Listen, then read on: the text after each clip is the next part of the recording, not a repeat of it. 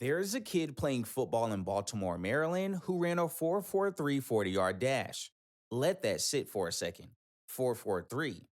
That is a number that would turn heads at the NFL scouting combine for wide receivers.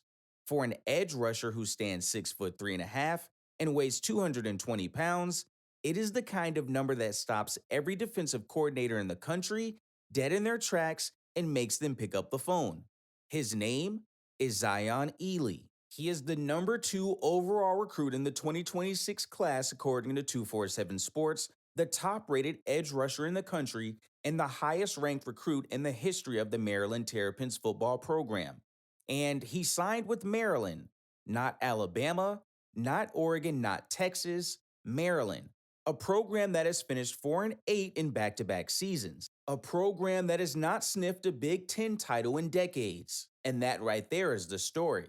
Because what happened between the moment every elite program in the country came after Zion Elee and the moment he put pen to paper in Baltimore is one of the most compelling recruiting narratives of the entire 2026 cycle. Let us start at the beginning. Because to understand Zion Elee, you have to understand where he came from and what he built before any of the five-star hype arrived. Elee played his sophomore season at Japa High School in Maryland. Not a national powerhouse, not a program known for producing talent. A regular Maryland high school program. And as a sophomore, he put up 64 tackles, 24 tackles for loss, and 13 sacks. 13 sacks as a sophomore. At that point, the recruiting world started paying attention, but his film was still limited to regional competition. The numbers were real, but the questions about level of competition were fair. Then he made a move that changed everything. He transferred to St. Francis Academy in Baltimore before his junior season. This matters because St. Francis is not a local high school playing a local schedule.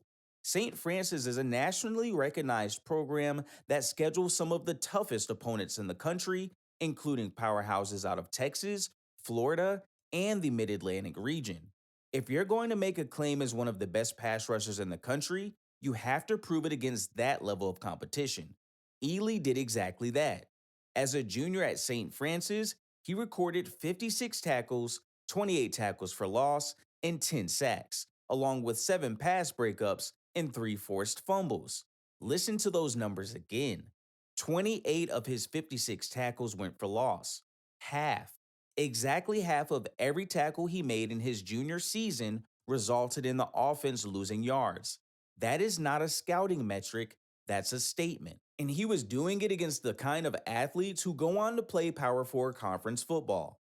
By the time his senior season rolled around, the recruiting landscape had already shifted into overdrive around him. And again, he delivered. 72 tackles, 20 tackles for loss, 12 sacks, 4 forced fumbles. Over 3 varsity seasons, he accumulated 36 sacks. 36.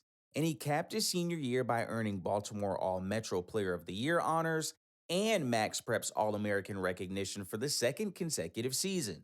Now, here's where the analyst conversation gets really interesting, because the statistics alone do not fully explain why every program in America was willing to do whatever it took to land this kid. The statistics are just the output. What drives them is the physical profile, and that profile is legitimately rare. When evaluators talk about Eley, the first thing out of their mouths is the athleticism, and the 40 time is just the headline number. At 6'3.5", 220 pounds, he posted a sub 4.5 40.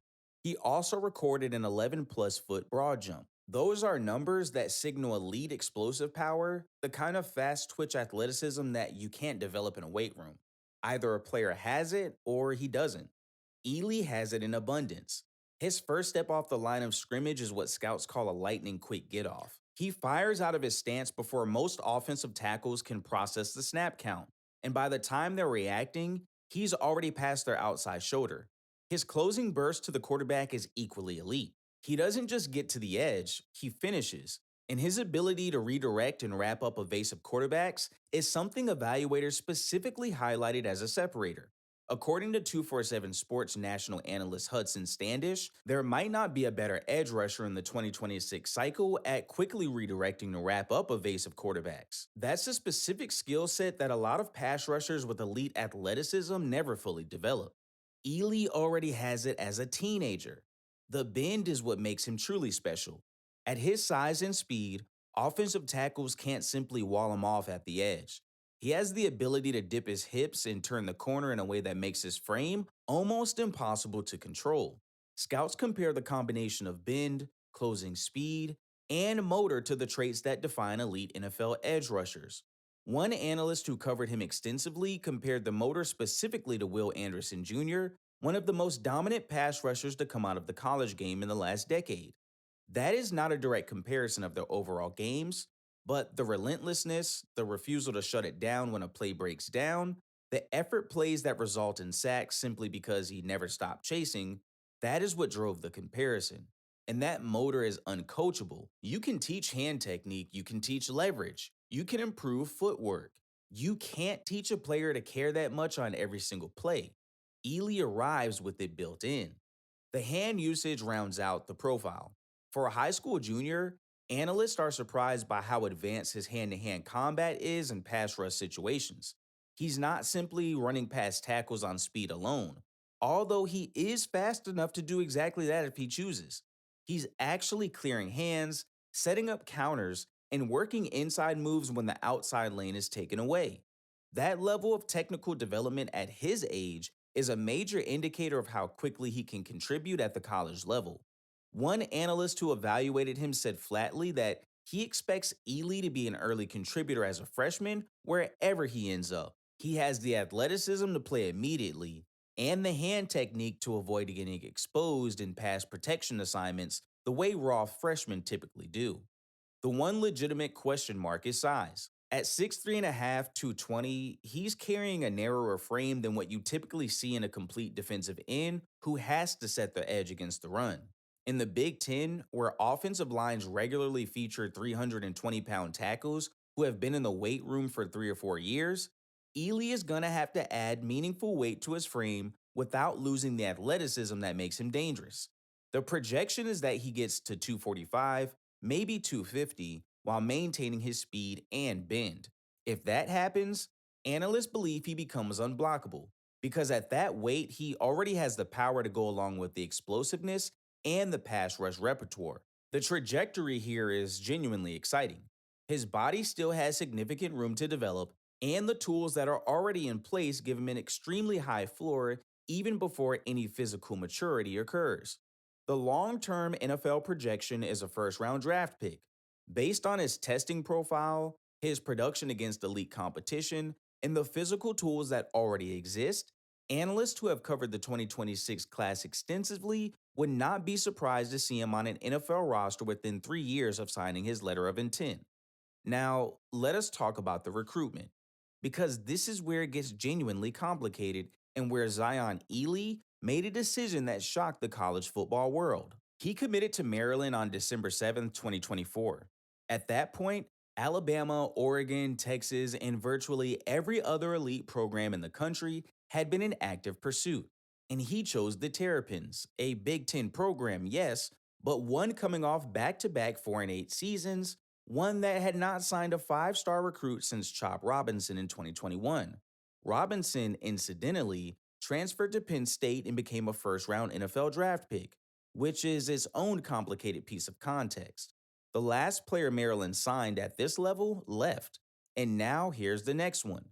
That backdrop made Eley's commitment feel fragile to a lot of outside observers. And it was not without turbulence. After his commitment, Eley shut down his recruitment in February 2025. Official business concluded, decision made. But in October, just weeks before the signing period, he took a visit to South Carolina, one of the rising programs in the SEC. That visit set off alarms in College Park. When a committed 5-star takes an official visit to an SEC program 2 months before signing day, it's not a tourism trip. Programs across the country took notice and several quietly maintained contact. The drama that followed played out over the final weeks of the fall. Every recruiting analyst in the country was watching whether Eley would hold. He held. On National Signing Day, Zion Elee walked into St. Francis Academy in Baltimore and signed his letter of intent with the Maryland Terrapins. In doing so, he became the highest ranked recruit in the history of the program, surpassing NFL receiver Stephon Diggs. That's a sentence that should stop you. The best recruit Maryland has ever signed, all time, signed in 2026, not in the program's storied past, right now. Head coach Michael Locksley made a direct and important point after the signing. He said he's seen Elely play running back, he's seen him play wide receiver. He emphasized this sheer athletic versatility as evidence of what kind of player they were bringing in. That versatility also tells you something about Eley's football intelligence. Players who can line up in multiple positions and perform are players who understand the game beyond their assigned role. That football IQ combined with the physical tools is exactly why analysts are projecting an immediate freshman impact. For Maryland, the implications are significant. The Terrapins already have edge rusher Zaire Mathis and Sidney Stewart on their roster. Stewart posted a team-high 7 sacks as a freshman this past season.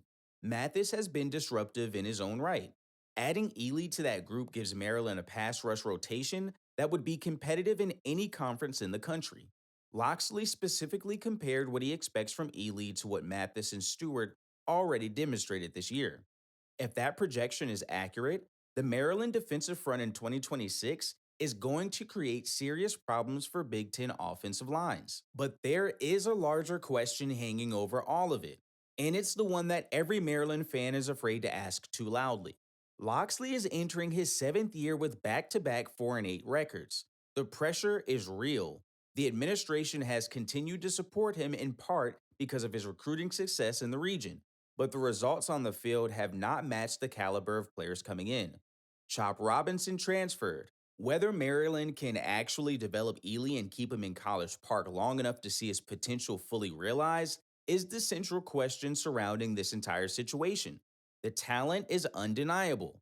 The program's ability to put it all together is what still needs to be proven. What's not in question is what Zion Elee represents as a prospect. He's a generational athlete playing a premium position. He came from a regular Maryland high school, transferred to a nationally competitive program, and proved himself against the best competition available to him. He ran a 40 time that would make NFL receivers jealous. He recorded 36 sacks over 3 high school seasons. He was nearly unblockable at the Under Armour All American game and the Polynesian Bowl against a national pool of the best players in the country. He chose to stay home when he could have gone anywhere, and he's about to walk into a Big Ten program as the highest rated recruit in its history with every reason to make an immediate impact. Zion Elee is the number 2 player in the country. He's a Maryland Terrapin. And if the people in College Park do their jobs, the rest of the country is going to be talking about him for a very long time. That's the story on Zion Elee. The talent is real, the recruitment was real, and the next few years are going to be worth watching closely.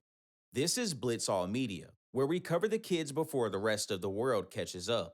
Like the video, subscribe, and drop a comment below and tell me whether you think Eley stays at Maryland long enough to become a first-round pick or whether the transfer portal eventually comes calling. Thank you for watching, and I'll see you in the next one.